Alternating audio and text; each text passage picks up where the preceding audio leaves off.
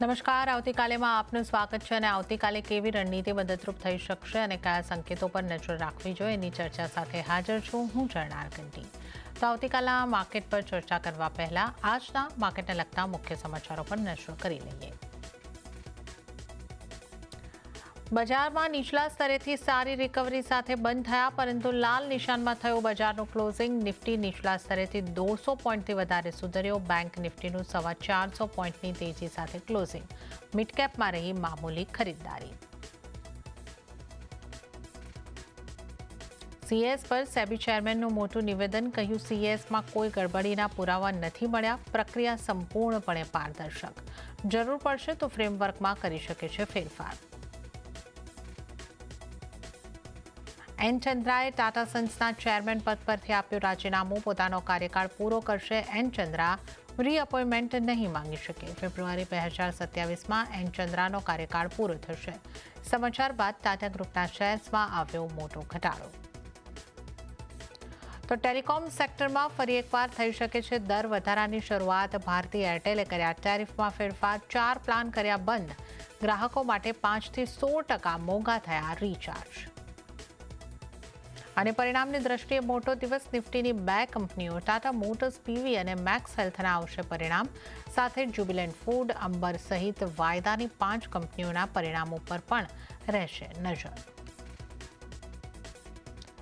ત્યારે આજની માર્કેટ એક્શનની આપણે વાત કરી લઈએ તો બજારમાં નીચલા સ્તરેથી સારી રિકવરીના પ્રયાસ બાદ પણ બજાર આપણને લાલ નિશાનમાં બંધ થતા જોવા મળ્યા છે.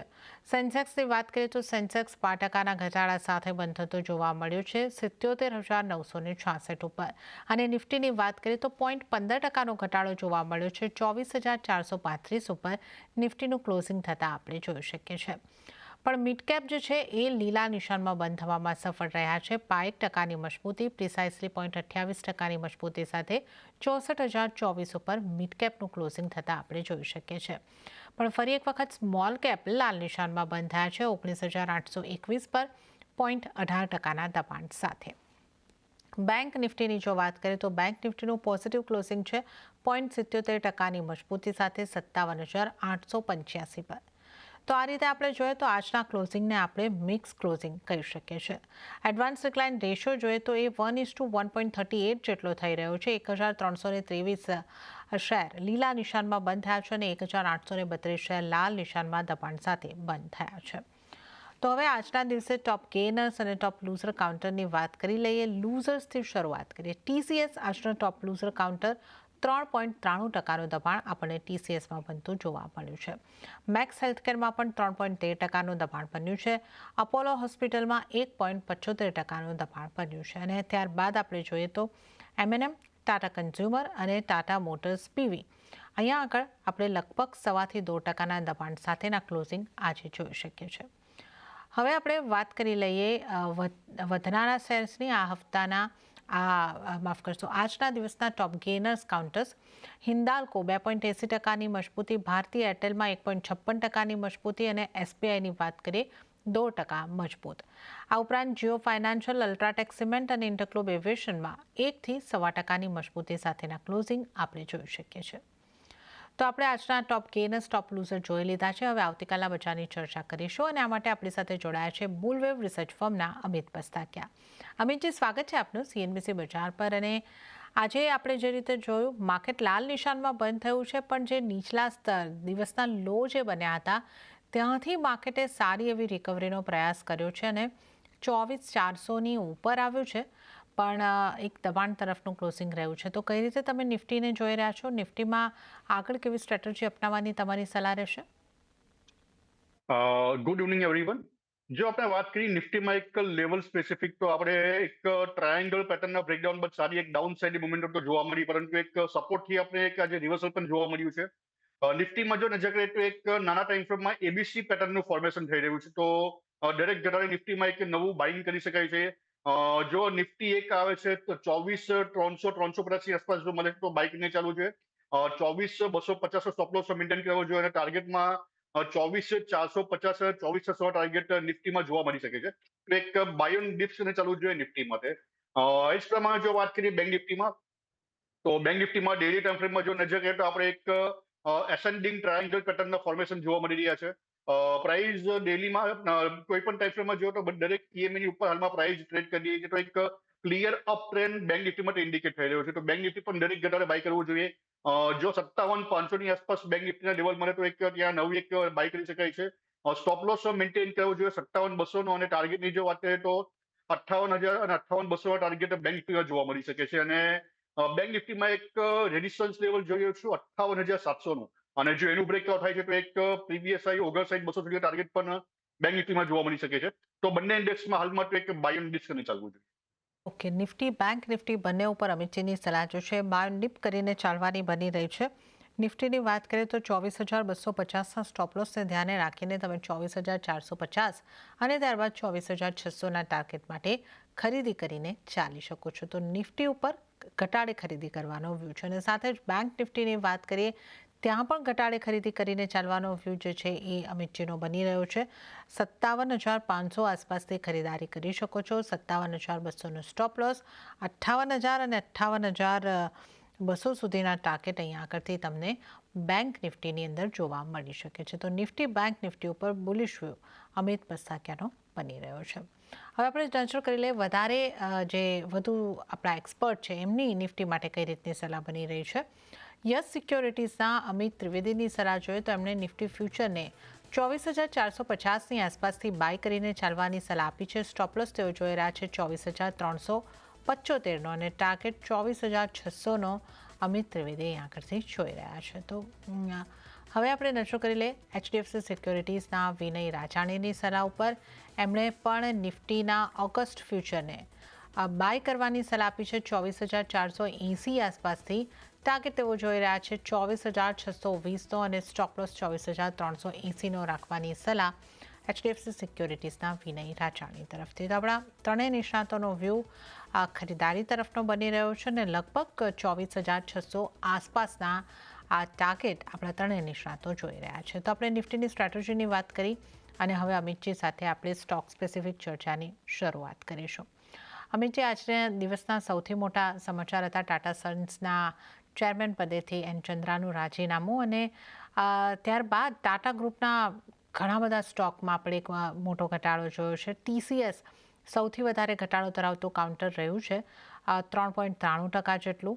પછી ટાટા કન્ઝ્યુમર છે, આ બધા સ્ટોકમાં પણ આપણે ખાસું દબાણ બનતા જોઈ રહ્યા છે. ટાટા સ્ટીલ પણ દબાણની તરફ જ કામકાજ કરતું આપણને જોવા મળ્યું. તો ટાટા ગ્રુપના સ્ટોકમાં 1થી ઉપર ટકાના દબાણ સાથે આપણેના ક્લોઝિંગ જોયા છે. સૌથી વધારે TCS લગભગ 4% આસપાસનો.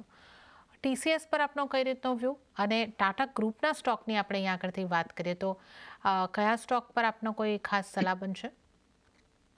ટાટા ગ્રુપમાં જો આપણે વાત કરીએ TCSની ઉપર, તો TCSમાં આપણે એક વીકલી ટાઈમ ફ્રેમમાં નજર કરીએ તો આપણે એક ફોલિંગ વેજ પેટર્નને અહીંયા બ્રેકઆઉટ જોવા મળ્યા છે, અને હાલમાં જે એક ઘટાડો જોવા મળ્યો છે તે એક રીટેસ્ટ લેવલે હું જોઈ રહ્યો છું, અને દરેક ઘટાડે TCSમાં નવી એન્ટ્રી કરી શકાય છે.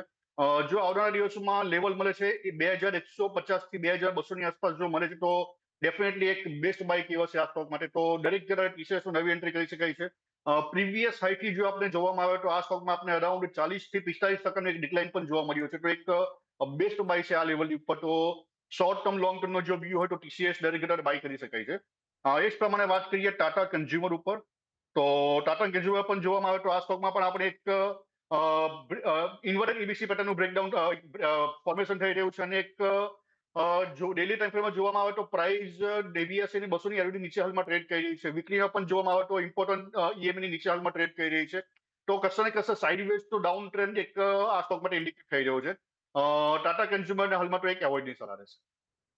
ઓકે, તો ટાટા કન્ઝ્યુમરને તો અવોઇડ કરીને ચાલવાની સલાહ છે, પણ TCS માટે ઘટાડાને તમારી ખરીદીની તક તરીકે સમજી શકવું જોઈએ, અને શોર્ટ ટર્મ કે લોંગ ટર્મ કોઈ પણ વ્યૂ હોય તમારો, TCSને ઘટાડે ખરીદી કરીને ચાલી શકો છો. તો આપણે અહીંયા આગળથી ટાટા ગ્રુપના સ્ટોક્સની અહીંયા આગળથી વાત કરી છે.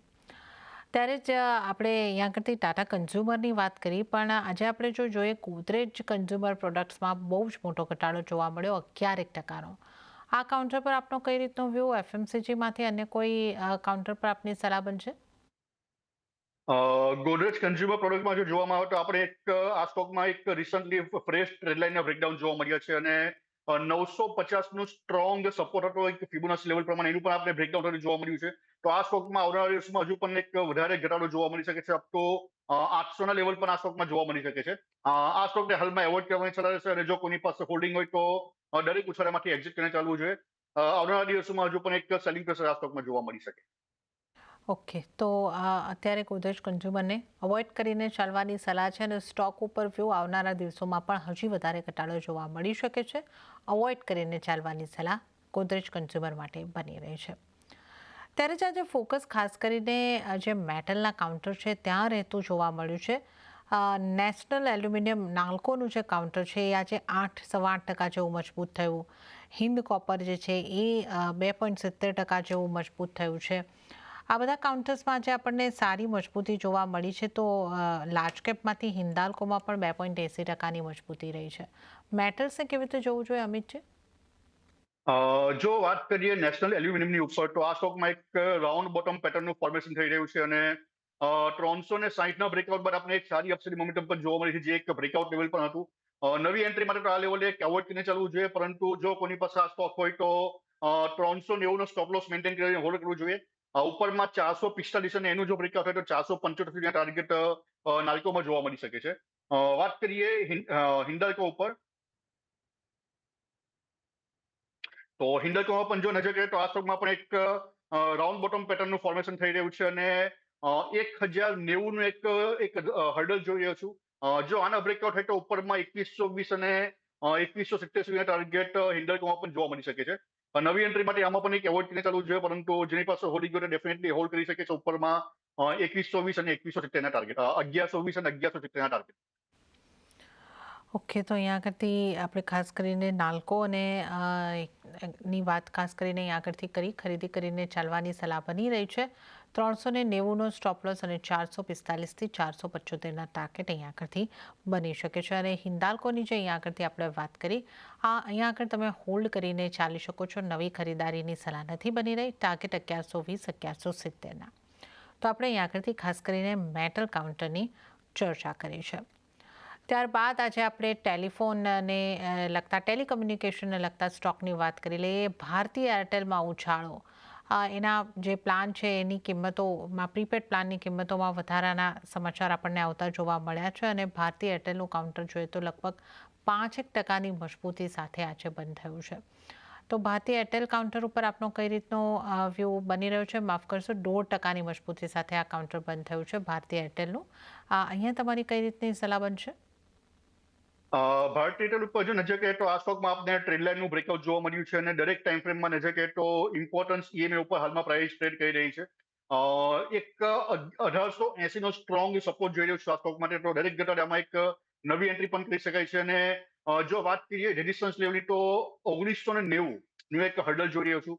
જો આનું બ્રેકઆઉટ થાય તો ઉપરમાં 2050 અને 2150 સુધીના ટાર્ગેટ આ સ્ટોકમાં જોવા મળી શકે છે. દરેક ઘટાડે આ સ્ટોકમાં નવી એન્ટ્રી કરી શકાય છે, અને જો બ્રેકઆઉટ થાય છે 1990 ઉપર, તો ત્યાં પણ એક ફ્રેશ બાય આ સ્ટોક માટે કરી શકાય છે. તો એક બાય ઓન ડિપ્સ અને બ્રેકઆઉટ્સ બંનેની ઉપર ફોકસ કરવું જોઈએ. આ સ્ટોકમાં ઉપરમાં 2050 થી 2150 ટાર્ગેટ જોવા મળી શકે છે. ઓકે, તો બાર ડિપ્સની સલાહ ભારતીય એરટેલ ઉપર બની રહી છે, અને 2050થી 2150ના ટાર્ગેટ શક્ય છે. 1990નો સ્ટોપ લોસ તમારે ભારતીય એરટેલ માટે ધ્યાને રાખવાનો રહેશે. હવે સૌથી પહેલાં આપના ટ્રેડિંગ કોલ્સ જાણી લઈએ. તો કયા સ્ટોક પર બનશે તમારી પસંદગી? બે સ્ટોક છે. એક સ્ટોક છે જીઆરએસસી. જીઆરએસસી ઉપર જો નજર કરીએ તો આ સ્ટોકમાં આપણે એક ટ્રેડ લાઇનનું બ્રેકઆઉટ જોવા મળ્યું છે.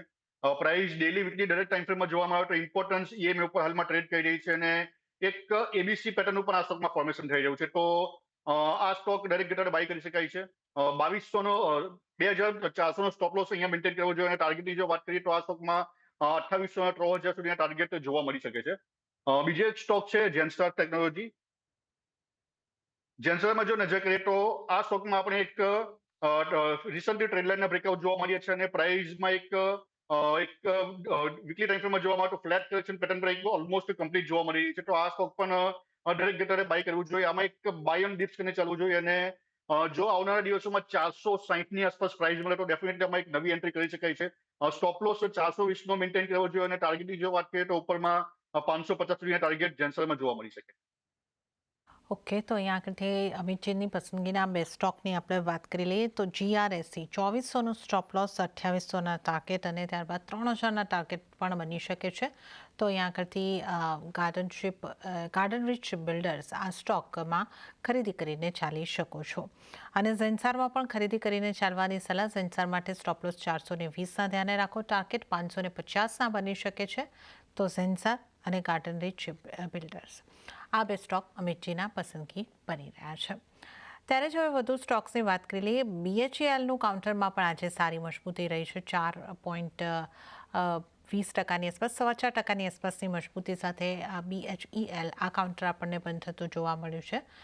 અમિતજી, આના ચાર્ટ તમને કેવા લાગે છે?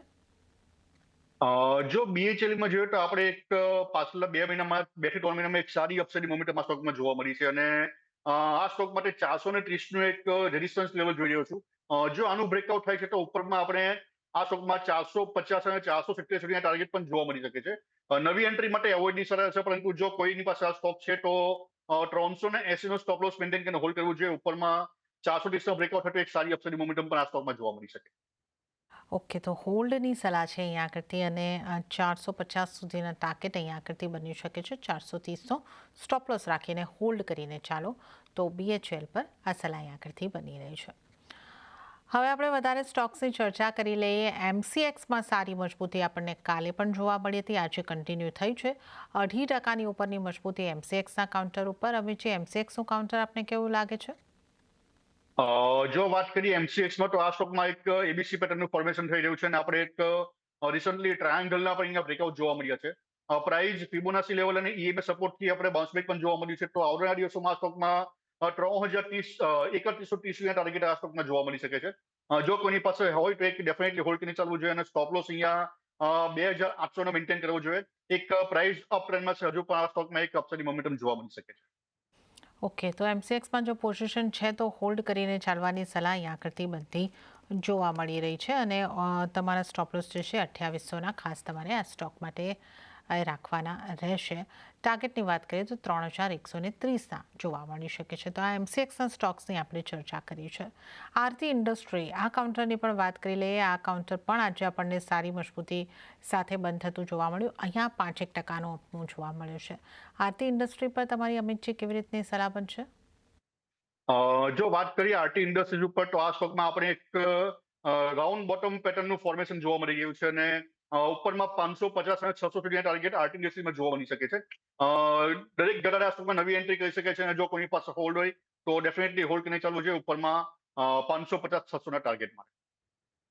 ઓકે, તો 550-600ના ટાર્ગેટ માટે જો આ સ્ટોક છે તો અહીંયા આગળથી તમે હોલ્ડ કરીને ચાલો, તો આ સલાહ અહીંયા આગળથી બની રહી છે. અમિતજી, આજે બેંક્સની આપણે વાત કરી લઈએ. ખાસ કરીને PSU બેંકમાં આજે ખરીદારી જોવા મળી છે. SBI બેંક 1.5% જેવો મજબૂત થયો છે અને જો પ્રાઇવેટ બેંકની વાત કરીએ તો એક્સિસ બેંક ફ્લેટ રહી છે, HDFC બેંક પણ બિલકુલ ફ્લેટ આપણને રહેતી જોવા મળી છે અને ICICI બેંકમાં પણ ફ્લેટ ટુ પોઝિટિવ કામકાજ રહ્યું છે. તો PSU બેંકમાં થોડી આપણને ખરીદારી સારી દેખાય છે. તો પ્રાઇવેટ બેંક, PSU બેંકમાંથી કઈ બેંક તમને સારી લાગી રહી છે? જો વાત કરીએ બેંક્સની ઉપર તો એક SBIમાં આપણે રિસન્ટલી ટ્રેડ લાઇનના બ્રેકઆઉટ જોવા મળ્યા છે અને આ સ્ટોકમાં ABC પેટર્ન ઉપર ફોર્મેશન થઈ રહ્યું છે. 1110નું એક હર્ડલ જોઈ રહ્યો છું, રેઝિસ્ટન્સ જોઈ રહ્યો છું.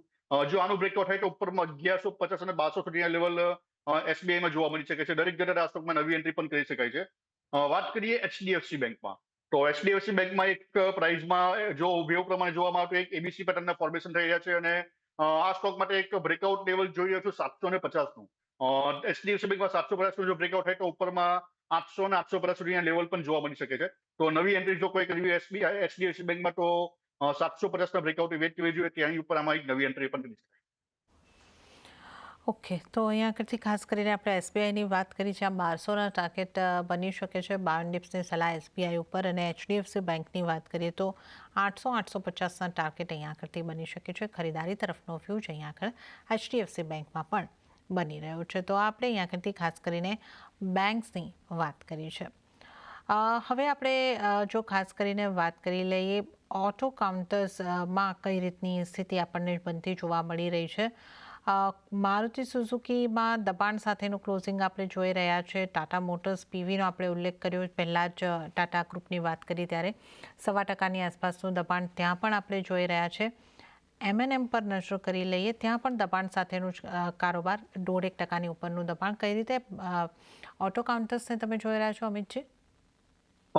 જો આપણે વાત કરીએ તો મારુતિમાં એક ટ્રાયેંગલ પેટર્નનું ફોર્મેશન થઈ રહ્યું છે, એસેન્ડિંગ ટ્રાયેંગલ પેટર્ન, અને આ સ્ટોકમાં ઉપરમાં 14,500 સુધી ટાર્ગેટ પણ જોવા મળી શકે છે. અને જો એક વાર બ્રેકડાઉન થાય છે 13,000 નું લેવલ તો એક ડાઉન ટ્રેન્ડ પર આ સ્ટોકમાં સ્ટાર્ટ થઈ શકે છે. તો કોઈની પાસે હોલ્ડિંગ હોય તો હોલ્ડ કરીને ચાલવું જોઈએ 13,000 સ્ટોપ લોસ સાથે. ઉપરમાં 14,500 સુધી ટાર્ગેટ મારુતિમાં જોવા મળી શકે છે. એ જ પ્રમાણે વાત કરીએ બજાજ ઓટો ઉપર, તો બજાજ ઓટોમાં જો નજર કરીએ તો આ સ્ટોકમાં આપણે એક પાછલા 5-7 દિવસથી જોવામાં આવે તો એક સાઇડવેઝ મોમેન્ટમ જોવા મળી રહ્યો છે, અને એક માસ્ટર કેન્ડલ પેટર્નનું પણ ફોર્મેશન થઈ રહ્યું છે. તો જો કોઈની પાસે હોલ્ડિંગ હોય તો હોલ્ડ કરીને ચાલવું જોઈએ, પરંતુ સ્ટ્રિક્ટ સ્ટોપ લોસ અહીંયા મેન્ટેન કરવો જોઈએ 11,400 નો. 11,400 નું જો બ્રેકડાઉન થાય તો એક ડાઉન સાઇડ મોમેન્ટમ પર આ સ્ટોકમાં જોવા મળી શકે છે. તો બજાજ ઓટો કોની પાસે હોલ્ડિંગ હોય તો સ્ટ્રિક્ટ સ્ટોપ લોસ રાખીને હોલ્ડ કરવું જોઈએ. પરંતુ જો આના ઉપરમાં બ્રેકઆઉટ થાય છે માસ્ટર કેન્ડલ તો ઉપરમાં 12,300 સુધી ટાર્ગેટ પણ જોવા મળી શકે છે. તો નવી એન્ટ્રી માટે અવોઇડની સલાહ છે, પરંતુ જો કોઈની પાસે હોલ્ડિંગ હોય તો હોલ્ડ કરવું જોઈએ 11,400 ના સ્ટોપ લોસ સાથે. ઓકે, તો મારુતિને પણ હોલ્ડ કરવાની સલાહ છે અને બજાજ ઓટોને પણ હોલ્ડ કરીને ચાલવાની સલાહ બની રહી છે. મારુતિ માટે ટાર્ગેટ 14,500 સુધીના બની શકે છે અને બજાજ ઓટોમાં 11,400નું સ્ટોપ લોસ ધ્યાને રાખીને તમે હોલ્ડ કરીને ચાલી શકો છો, અને અહીંયા આગળ ટાર્ગેટ જે છે 12,300 સુધીના બની શકે છે. તો બજાજ ઓટો અને મારુતિ પર હોલ્ડની સલાહ. ઓટો કાઉન્ટર્સની વાત કરીએ અને આગળ જો આપણે ખાસ અન્ય કાઉન્ટર્સ ઉપર પણ નજર કરી લઈએ. પીઆઈ ઇન્ડસ્ટ્રી, આ કાઉન્ટરમાં મોટો ઘટાડો જોવા મળ્યો છે. લગભગ 9% જેટલો ઘટાડો અહીંયા આગળ જોવા મળ્યો છે. અહીંયા તમારી સલાહ કઈ રીતની બનશે? જો પીઆઈ ઇન્ડસ્ટ્રીની વાત કરીએ તો આ સ્ટોકમાં એક ઇન્વર્ટેડ એબીસી પેટર્નનું ફોર્મેશન થઈ રહ્યું છે, અને પ્રાઇસમાં એક જે પ્રમાણે એક સપોર્ટ હતું, એક પ્રીવિયસ સપોર્ટ 2700 નો, જેનું વોલ્યુમ સાથે બ્રેકડાઉન પણ જોવા મળ્યું છે. તો આ સ્ટોકમાં એક ફર્ધર એક ફોલ આવી શકે છે અપ ટુ 2,200 ના લેવલ સુધી. તો હાલમાં તો આ સ્ટોકને એવોઇડ સલાહ રહેશે. ડેલી વીકલીમાં પણ જોવામાં આવે તો પ્રાઇસ ટ્રેન્ડ લાઇન નીચે છે અને ઇમ્પોર્ટન્સ ઈએમએની પણ નીચે ટ્રેડ થઈ રહ્યો છે. તો એક ક્લિયર ડાઉન ટ્રેન્ડ ઇન્ડિકેટ થઈ રહ્યો છે. પીઆઈ ઇન્ડસ્ટ્રી હાલમાં એવોર્ડ નહીં ચાલે. પીઆઈ ઇન્ડસ્ટ્રીને તો અત્યારે અવોઇડ કરીને ચાલવાની સલાહ બની રહી છે. અમિતજી, ત્યારબાદ એલઆઈસીના કાઉન્ટર પર નજર કરી લઈએ. લગભગ આજે 3%ની અપમૂવ આપણને અહીં આગળથી જોવા મળી છે. ગઈકાલે પણ અહીંયા એક ખરીદારી હતી, તો આજે ખરીદારી યથાવત રહી. તો કઈ રીતે તમે આને જોઈ રહ્યા છો એલઆઈસીના કાઉન્ટરને? જો આપણે વાત કરીએ એલઆઈસીની ઉપર, તો છેલ્લા જાન્યુઆરી મહિનાથી નજર કરીએ તો આ સ્ટોકમાં આપણે એક સાઇડવેઝ મોમેન્ટમ જોવા મળી રહ્યો છે. તો એક એવોઇડની સલાહ છે, પરંતુ આ સ્ટોક માટે બ્રેકઆઉટ લેવલ જોઈ રહ્યું છું 450નું. નવી એન્ટ્રી જો કોઈ કહેવી તો 450ના એક બ્રેકઆઉટની વેટ કરવી જોઈએ, ત્યાં સુધી આ સ્ટોકને એક એવોઇડ કરીને ચાલવું જોઈએ. સ્ટોક હાલમાં એક ક્લિયર એક સાઇડવેઝ પેટર્નમાં છે, તો આ સ્ટોકના હાલમાં એવોઇડની સલાહ રહેશે. તો એલઆઈસીને અત્યારે તો અવોઇડ કરીને ચાલો. 450નું બ્રેકઆઉટ મળે છે પછી તમે અહીંયા બાઇંગ સાઇડનો વ્યૂ બનાવી શકો. અત્યારે અવોઇડ કરીને ચાલવાની સલાહ. અને ત્યારે જ આ સાથે અમિતજી, સમય થઈ રહ્યો છે આપની પાસેથી રજા લેવાનો. આપના કોઈ ડિસ્ક્લોઝર? મેં જે પણ સ્ટોક રેકમેન્ડ કર્યા છે મારું હોલ્ડિંગ નથી, પરંતુ ક્લાયન્ટને રેકમેન્ડ કર્યા હોઈ શકે છે. Thanks for inviting. Ji Amitji, આપનો આભાર અમારી સાથે જોડાવા બદલ અને તમામ સ્ટોક્સ અંગે ચર્ચા કરવા બદલ. તો આ સાથે જ હાલ આવતીકાલેમાં આટલું જ. મને પણ આપશો રજા, પરંતુ આપ વધુ અપડેટ અને સમાચારો માટે જોતા રહો CNBC બજાર. નમસ્કાર.